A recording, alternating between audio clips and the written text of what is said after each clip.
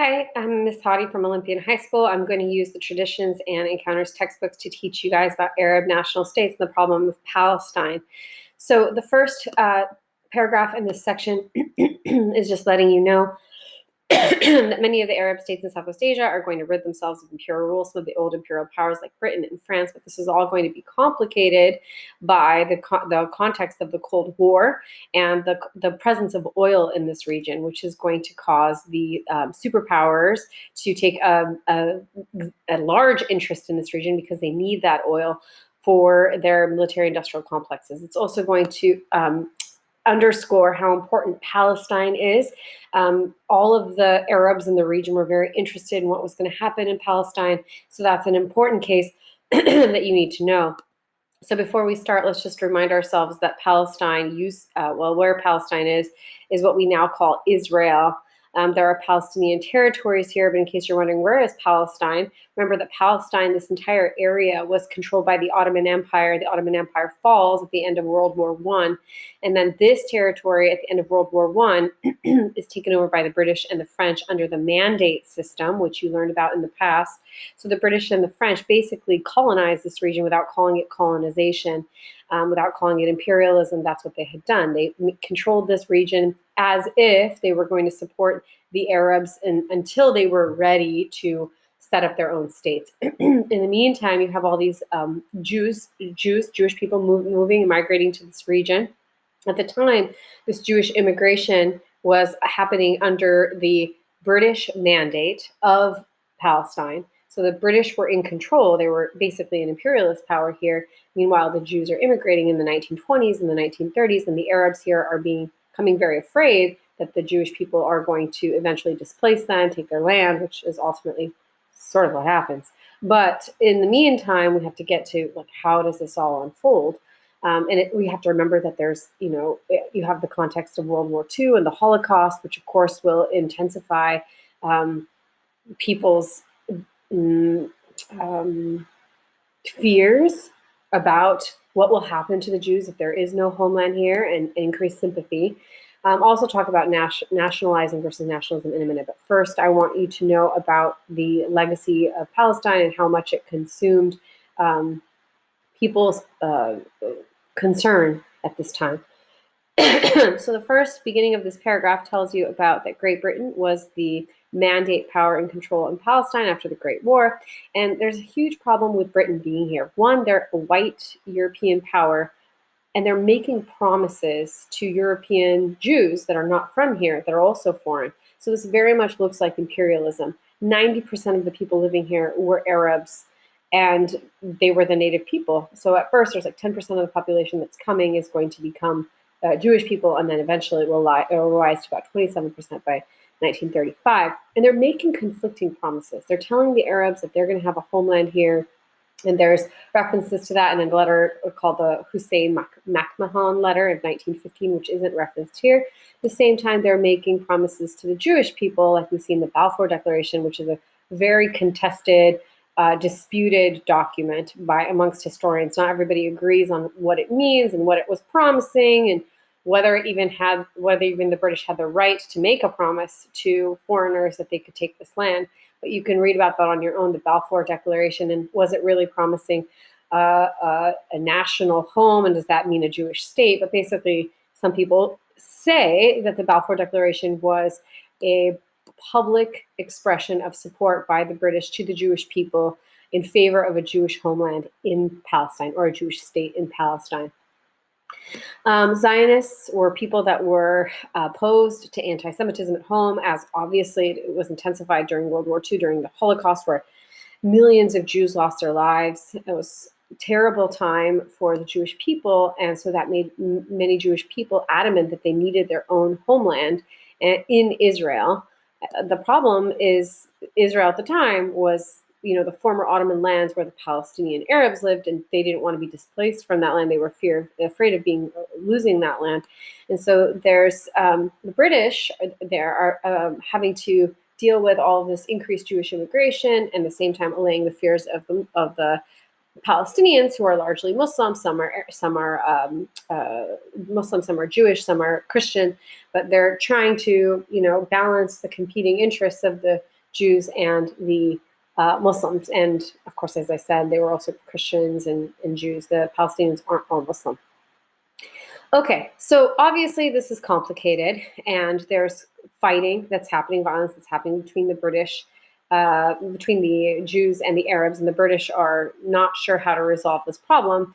At one point, they considered basically creating two different states, one for the Palestinians and one for the Arabs.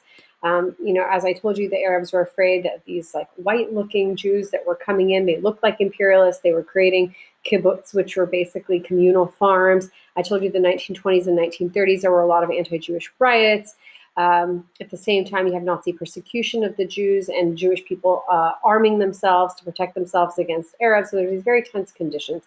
And it's in this context, after the Holocaust, after all of this, that we see the British try to figure out a solution and sort of give up. And they decide in 1947 to hand over the problem of Palestine to a newly created organization called the United Nations. The United Nations basically came out of the League of Nations, which had originally established the mandate system, Article 22. So remember, the League of Nations becomes the United Nations, and the United Nations decides, oh, let's divide up Palestine into two states, one Arab and one Jewish. But this was not acceptable to the Arabs because they saw this as all being their homeland.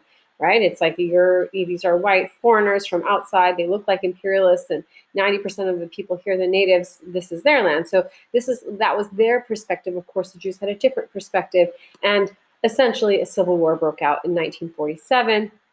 The British are leaving the country as the Jews and Arabs are fighting. In the midst of this, some of the Arabs from outside of Palestine sent forces to back up the Arabs inside Palestine, but these forces weren't really organized well. And so long story short, the Jews are going to win. This conflict is in the Arab world called a Nakba, the Great Disaster. It's sometimes seen as the ethnic cleansing of Palestine. Many Palestinians left their homes. They were afraid of what life would be like under Jewish authority in Palestine. And there were reasons for that. There was a war, there was violence on both sides, and many people felt uprooted, and these refugees became a huge issue in the Arab world. So as I said, they were uncoordinated, the Arab forces, they lose. And in 1949, the partition of Palestine results, and certain parts of Israel part of Palestine become Israel, and other parts are under the control of the Palestinian people. Lots of Palestinian Arabs fled, as I mentioned to you. Okay, so you have this, and this is still an issue. What's going to happen to the refugees? Do they have the right to ever return? Will Israel ever become a two-state solution? There's many wars that we're going to study further on, but this is the beginning of what's happening in Palestine. We'll continue to study what happens in Palestine, but this is immediately after World War II, what's taking place. Okay. Now, let's turn our attention to another area. We'll turn our attention to Egypt. So here's Egypt down here. It's a neighbor of Israel. And it's in Egypt that we see the beginning of a career of a man named Gamal Abdel Nasser, who becomes sort of this symbol for pan-Arab nationalism. Pan-Arab nationalism. Pan is like all. So it's when Arabs from all across the Arab world identify with being Arab instead of identifying, say, with a specific country, like being Egyptian or being Iraqi or being Kuwaiti. So there's this effort to support pan-Arab nationalism.